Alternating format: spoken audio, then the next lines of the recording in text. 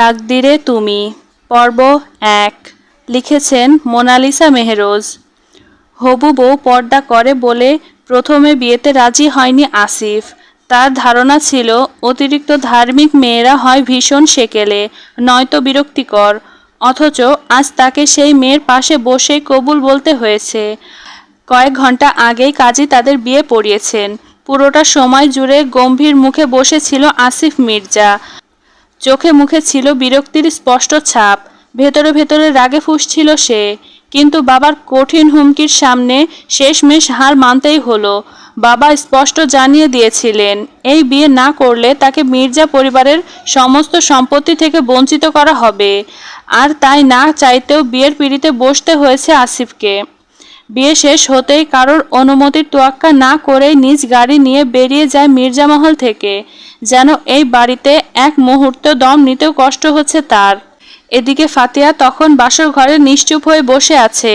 সাদা ধবধবে বোরখার আড়ালে লুকিয়ে আছে তার শান্ত মুখখানি। নতুন জীবনের অজানা অনুভূতি আর চাপা ভয় মিশে বুকটা কেমন কাঁপছে তার।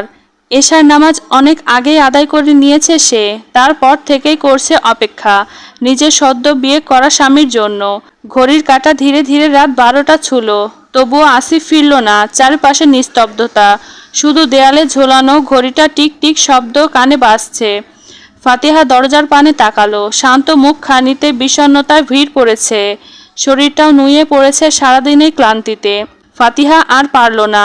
খানিক বাদে ঘুমে ঢলে পড়ল বালিশে। আর ঘুম ভাঙল ফজরের আজান কানে আসতে। মেয়েটি তড়িঘড়ি করে উঠে বসলো। চারিদিকে চোখ বুলিয়ে দেখল কেউ নেই। কপাল কুঁচকে গেল তার। তবুও মনকে শান্ত করে অজু করে নামাজ আদায় করলো। কোরআন তেলাওয়াত করলো বেশ খানিক সময়। আবহাওয়া বেশ শীতল তখন। ফাতিহা কোরআন তেলাওয়াত শেষে উঠে গিয়ে গেল বারান্দা পানে। বাগানের সদ্য ফোটা শিউলি ফুলগুলো দেখে মনটা ভালো হয়ে গেল। শিউলির গায়ে ভোরের শিশির বিন্দুগুলো কি সুন্দর চকচক করছে। মৃদু হাসল ফাতিহা। অতপর লম্বা শ্বাস ফেলে গুটি গুটি পায়ে নিচে নেমে এলো। নিজে তেমন কাউকে না পেয়ে সকালে নাস্তা বানাতে লেগে পড়ল মেয়েটা। এর মধ্যেই সেখানে উপস্থিত হলেন সায়ানা মির্জা, আসিফের মা। শাশুড়িকে দেখেই মৃদু হাসল ফাতিহা। মহিলার সাথে তার পরিচয় বিয়ের কয়েকদিন আগে। রাস্তায় যখন সায়ানা মির্জা অ্যাক্সিডেন্ট করেছিলেন আর ফাতিহা তাকে সাহায্য করেছিল, তখনই নিজের ছেলের জন্য ফাতিহাকে পছন্দ করেন সায়ানা মির্জা।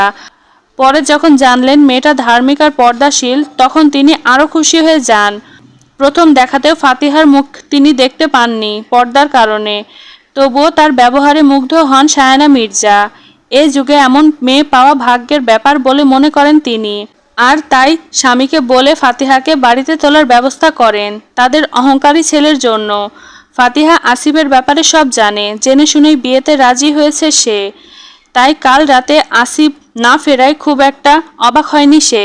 সায়ানা মির্জা এসে দাঁড়ান ফাতিহার পাশে।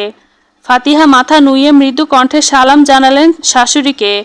সায়ানা মির্জা মুগ্ধ নয়নে মেয়েটির পানে তাকালো। ফাতিহার মুখটা এখন বের করা। ওড়না দিয়ে হিজাব বেঁধে আড়াল করে রেখেছে চুলগুলো। যেহেতু বাড়িতে শ্বশুর আর স্বামী ছাড়া কোনো পুরুষ নেই, তারপরও শ্বশুর এখনো জাগেনি, সেহেতু মুখ খোলায় রেখেছে মেয়েটা। সায়ানা মির্জা ফাতিহার মাথায় হাত বুলিয়ে নূরের আলোর ন্যায় সুন্দর মুখশ্রীর পানে তাকালেন। বললেন, নামাজ পড়েছ? ফাতিহা মৃদু হেসে মাথা নাড়ালো। জি আম্মা। সায়ানা মির্জার বুকটা শীতল হয়ে আসে মা ডাক শুনে। তিনি ফাতিহার কপালে চুম্বন করলেন। অতঃপর বললেন, কাজের লোক আছে আম্মা জান, তুমি যাও, রেস্ট করো। ফাতিহা হাসে কেবল, মাথা নাড়িয়ে বলে, নিজের কাজ নিজে করা সুন্নত আম্মা। আবারও একবার মুগ্ধ হন সায়ানা মির্জা। ফাতিহার মাথায় হাত বুলিয়ে তিনিও কাজে হাত লাগান। ছেলেটা ফেরেনি তাই না? মলিন মুখে প্রশ্ন করলেন সায়ানা মির্জা। আবারও হাসে ফাতিহা। ধীর কণ্ঠে ভরসা দিয়ে বলে, চিন্তা করবেন না, ফিরে আসবে। সকাল তখন 10টার কাছাকাছি।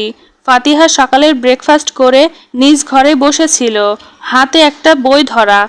এর মধ্যেই দরজার নক না করেই কেউ ভেতরে প্রবেশ করে। ফাতিহা চমকে আড়াল করে নিজেকে। আসিফ নিজের ঘরে সাদা বোরখা পরিহিতা মেয়েকে দেখে কপাল কুঁচকে নিল। ফাতিহা অন্যদিকে ফিরে থাকায় দেখতে পারল না মুখখানা। বিরক্তিকর চাহনি নিয়ে তাকিয়ে থাকতে থাকতেই বুঝতে পারল এটা তার সদ্য বিবাহিতা বউ। ফাতিহা না ফিরেই শীতল কণ্ঠে সালাম দিল আসিফকে। আসিফ তা গ্রহণ করল না। চোয়ালদয় শক্ত হয়ে আসে তার। গায়ের শার্টটা খুলে বিছানায় আছড়ে ফেলে কর্কশ গলায় শুধায়, হে ইউ, ড্রামা বন্ধ করে বেরিয়ে যা ঘর থেকে, আমি ঘুমাবো। ফাতিহা তাকালো না, বরং অদ্ভুত শীতল গলায় বলল, ঘরে প্রবেশ করার আগে সালাম দিতে হয়, সালাম নিতে হয়, এটুকু ভদ্রতা কি নেই আপনার মধ্যে? আসিফ রাগে ফুঁসে ওঠে, দু পা এগিয়ে এসে দাঁতে দাঁত চেপে বলে, এখন তুমি আমাকে ভদ্রতা শেখাবে? দরকার হলে অবশ্যই শেখাবো। আসিফ কিছু বলতে যাবে, তার আগেই ফাতিহা ফের বলল, সে যাই হোক, আজকে প্রথম দিন ছিল তাই কিছু বললাম না। এর পরের দিন থেকে বাহিরে রাত কাটানোর আগে 10 বার ভেবে নিবেন। ফাতিহা গটগট করে বারান্দায় গিয়ে দাঁড়িয়ে পড়ল। হতভম্ব আসিফ হাঁ করে তাকিয়ে রইল সেই দিকে। মেয়েটা তাকে থ্রেট করলো? এত সাহস তার? আসিফ মির্জাকে শাসাচ্ছে সে? আসিফের চোয়াল শক্ত হয়ে এলো, দাঁত কিরমির করতে করতে ধপ করে ওয়াশরুমের ভেতরে ঢুকে গেল। কল ছেড়ে দেয়ালে আঘাত করে বিড়বিড় করে বলল, ড্যাম ইট। সারাটা দিনই অদ্ভুত এক নীরবতার মধ্যে দিয়ে কাটল আসিফ ফাতিহার। আসিফ ঘরেই ছিল বেশিরভাগ সময়, কখনো ফোনে ব্যস্ত, কখনো ল্যাপটপে চোখ গুজে বসে আছে। অন্যদিকে ফাতিহা নিজের মতো বই পড়ছে, নামাজ আদায় করছে, শাশুড়িকে কাজে সাহায্য করছে।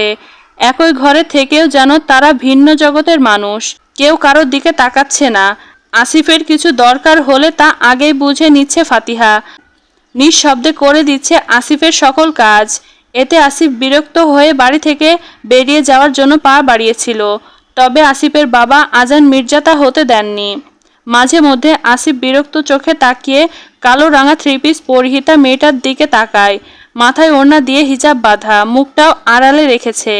তবে আসিফ বুঝল না ঘরে এভাবে থাকার মানেটা কি। সে না মানুক, তবুও তো ফাতিহা তার স্ত্রী। তাহলে এভাবে নিজেকে আড়াল করার মানে কি? স্বামীর সামনে কে এভাবে পরনারীর ন্যায় নিজেকে আড়াল করে রাখে? এতে আসিফ বিরক্ত হলেও তার খুব একটা ক্ষতি নেই।